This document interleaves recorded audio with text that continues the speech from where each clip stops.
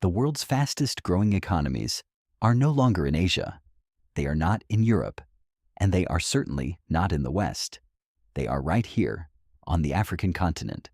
And by 2030, 5 nations will prove to the entire world that Africa's time has arrived. Welcome to Pan-African Pulse, where Africa's story is told by Africans. I'm taking you through the 5 countries quietly positioning themselves to lead the continent and reshape the global economy. Let's get into it. Ethiopia, a nation of 130 million people, the second most populous on the continent, and one of the fastest growing economies in the world for over a decade.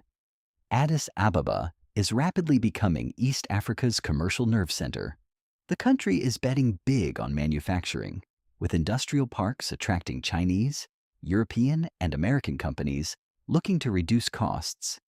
Ethiopia's aviation sector, led by Ethiopian Airlines, Africa's most profitable airline, connects the continent like no other. By 2030, if political stability holds, Ethiopia won't just be East Africa's giant. It will be a force the entire world must reckon with. 30 years ago, Rwanda was a nation in ruins. Today, it is called the Singapore of Africa. And that is not an exaggeration. Kigali is one of the cleanest, safest, and most business-friendly cities on the continent. Rwanda consistently ranks among the top countries in Africa for ease of doing business. Its government has invested heavily in technology, tourism, and financial services. The country is positioning itself as Africa's premier conference destination and tech hub. Small in size but massive in ambition. Rwanda is proof that visionary leadership can rebuild an entire nation within a generation. Ghana, the gateway to West Africa. For decades, Ghana has been the continent's model of democratic stability, and investors have taken notice. Accra is home to a booming fintech ecosystem, a growing creative economy, and one of Africa's most educated workforces. Ghana's Beyond the Return initiative has attracted thousands of diaspora Africans, bringing capital, skills, and global connections back to the motherland.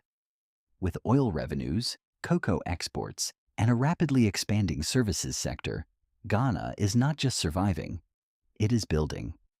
By 2030, Accra could very well be to West Africa what Dubai is to the Middle East.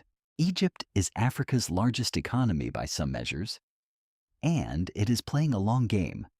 Sitting at the crossroads of Africa, the Middle East, and Europe, Egypt's geographic position alone gives it extraordinary leverage.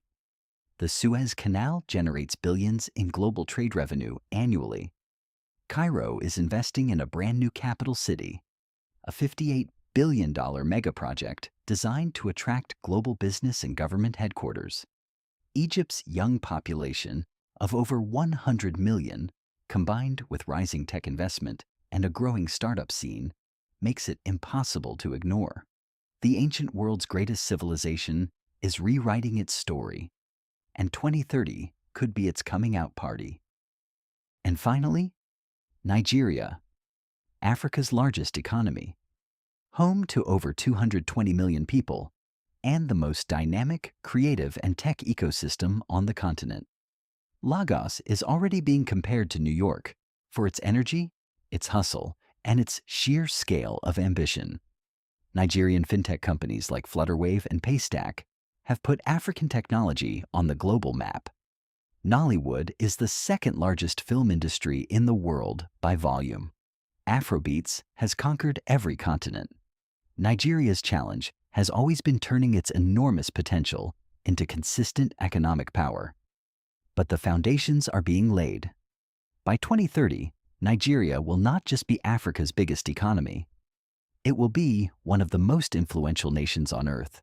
Ethiopia, Rwanda, Ghana, Egypt, Nigeria, 5 nations, one rising continent.